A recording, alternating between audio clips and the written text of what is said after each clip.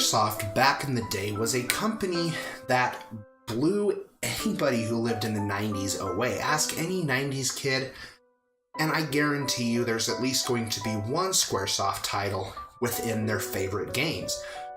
Square Enix was just a company that was on fire back then. When they were Squaresoft and Enix, there were a lot of great titles coming from both sides. Then the merger happened. Something that was supposed to be a really, really great idea.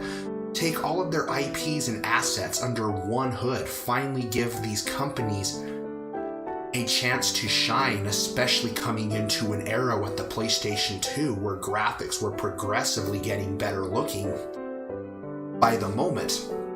But they really seemed to fall apart. Square Enix started focusing far more heavily on sequels, quantity over quality. Final Fantasy X got a sequel with Final Fantasy X-2. Final Fantasy VII compilation came along with the movie Advent Children, as well as Dirge of Cerberus and Crisis Core, which is a frickin' awesome game, by the way. Leading into Final Fantasy XIII, a trilogy really that nobody asked for. 2 sequels nobody wanted to see. But here we are, during this time, with Final Fantasy getting 2 sequels. Now, it was evidently clear at this point that Square Enix had lost a lot with their fanbase. I think coming off of Final Fantasy XII, they took the feedback far too harshly from that game, and rather than refining what they had, they made the game a straight linear path. And there was hardly any story to the game. What was there was all hidden behind menus with some really great lore ideas and concepts, but you shouldn't put your story within walls of text for your players to go in and explore. They focused far too heavily on what I feel was just eye candy, and Final Fantasy XIII, no doubt, is one of the best looking Final Fantasy games out there still to this day. Graphically, the game still holds up really well, and if I'm being honest, it still looks really great, even with today's standards. It's aged very, very well. But Square would start to rectify the situation when the PlayStation 4 came along, and it seems for every step forward Square Enix takes, they end up taking 2 steps back. For every Octopath Traveler, Dragon Quest XI, and Nier Automata, you have Final Fantasy XV, Star Ocean Integrity and Faithlessness, and Final Fantasy XV. These games aren't inherently bad, well, some of them anyways, but Final Fantasy XV tried so hard to please fans and give fans what they wanted that I think Square Enix lost the core concept of why fans flock to a Square Enix game to begin with. We want games with amazing narratives, great storytelling. We go to Square Enix to be told a story. This is one of the staples that Final Fantasy had set itself upon. Since Final Fantasy IV, really, the story has been front and center of what the game has gone. The gameplay was there, I'd really say, as an afterthought. Most turn-based games were, but most fans also enjoyed the turn-based combat. Somewhere along the way, Square Enix lost touch with their fanbase, and I also feel like that this is what has hurt Kingdom Hearts 3 to an extent, because gameplay-wise, Kingdom Hearts 3 is an amazing game. I think the way that they involve the combat in Kingdom Hearts 3 has brought that game to new heights. I think there's some flaws in its combat system that they could work out in another installment, but Kingdom Hearts 3 felt rushed for the sake of getting it out, leaving much of the story incomplete and feeling like it was missing.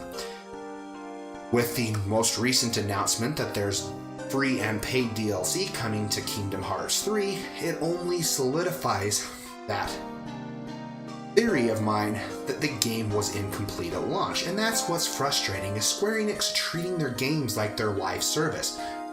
A company like Atlus or Nihon Falcom, with the Legend of Heroes series, or Ys, or the Persona games, or Shin Megami Tensei, they are able to deliver amazing stories with characters and worlds to explore. They're very in touch with what their fan base wants and give them what they want. They know that their fans want to have these complete games, and I'm okay with DLC if it expands the story and the world without feeling like it's compensating it. That's one of the biggest problems that companies do with DLC, is they use it as a way to take story elements that should be in the game to make it feel like it's adding to.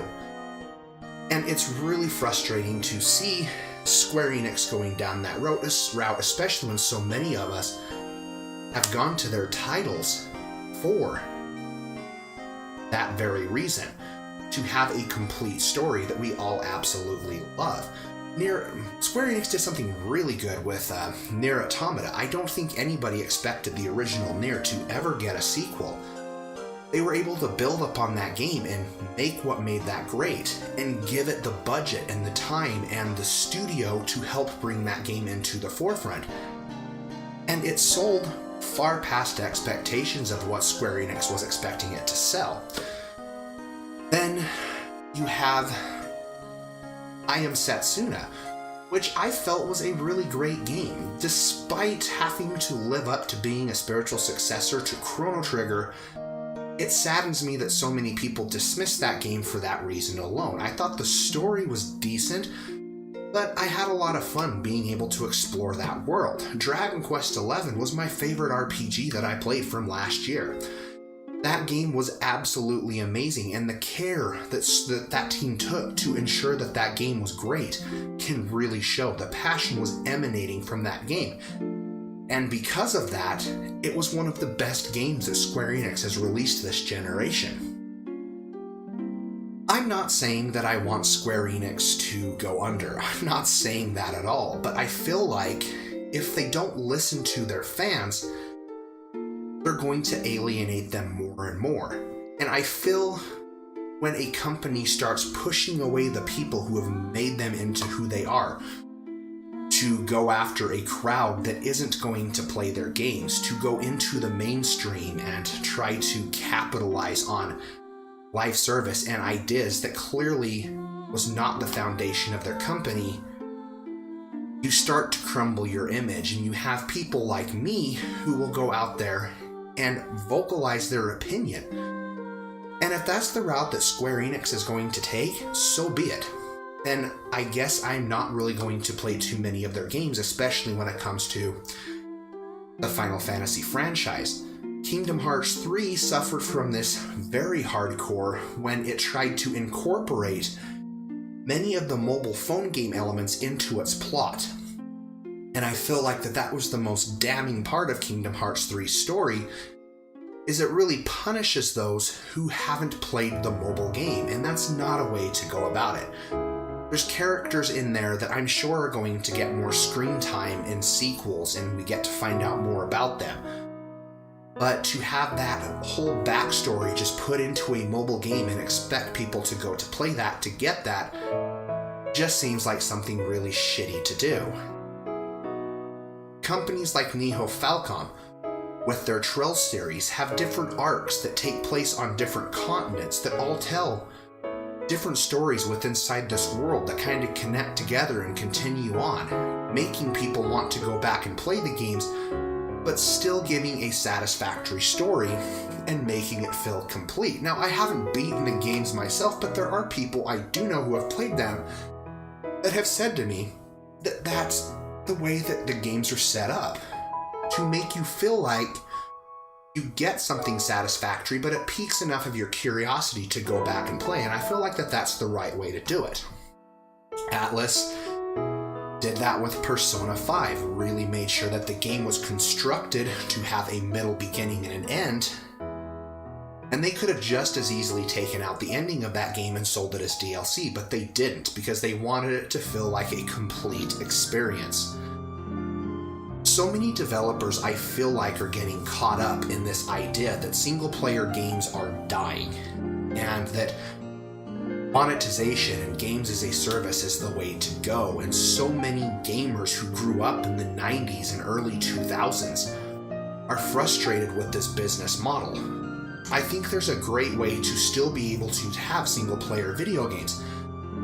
Sony has proven that this generation single-player games can still sell. Horizon Zero Dawn, God of War, and Uncharted 4 are just 3 examples that I can really think of that prove that this is very well possible.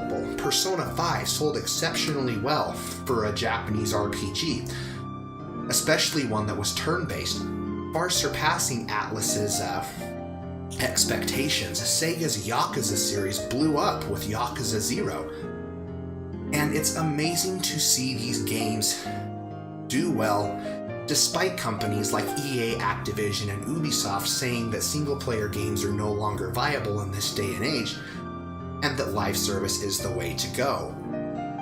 And I feel Square Enix is becoming the Japanese equivalent of Activision at this point.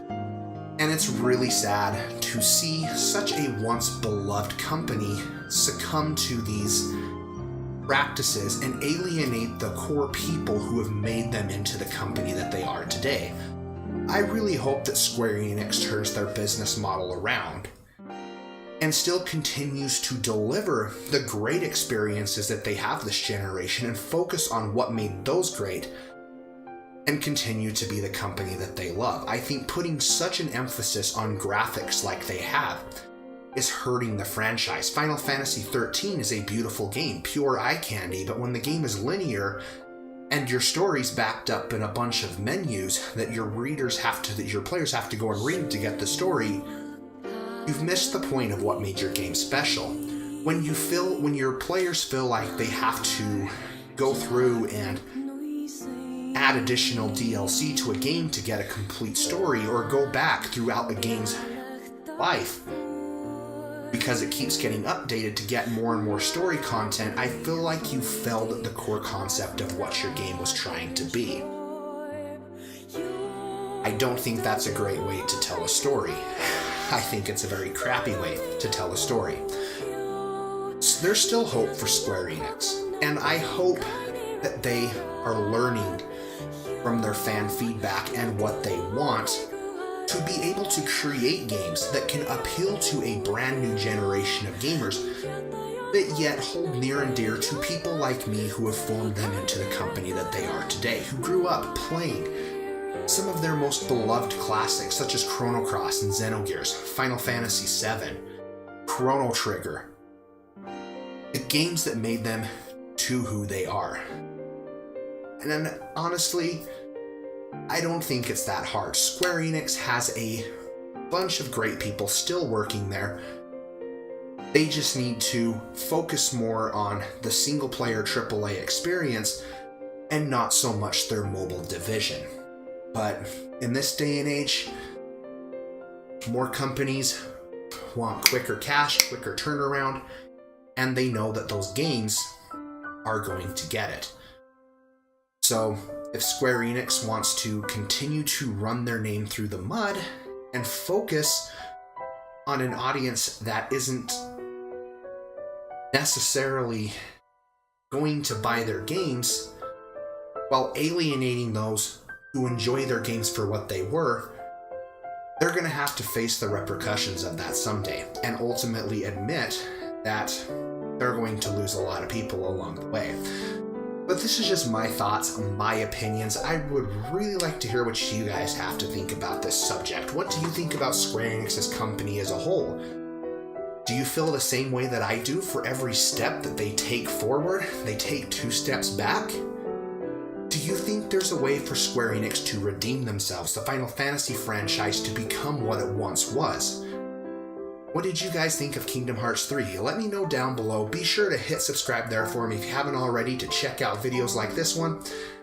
Hit the bell option so you can be notified, since YouTube likes to brush those into obscurity. You guys have been watching Gaming with Spoons, and most importantly, stay happy, be happy, game happy. Spoons is checking out.